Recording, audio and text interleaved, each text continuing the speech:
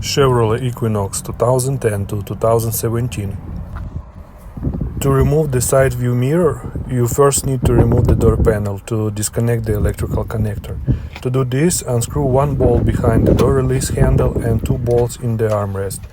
Then use a tool to pry the door panel from the bottom to release the clips. From the back side of the panel, disconnect the door release cable and all electrical connectors. Once the panel is removed, you will have access to disconnect the side mirror connector. To unscrew the mirror itself, remove the plastic trim panel and unscrew three mounting bolts there.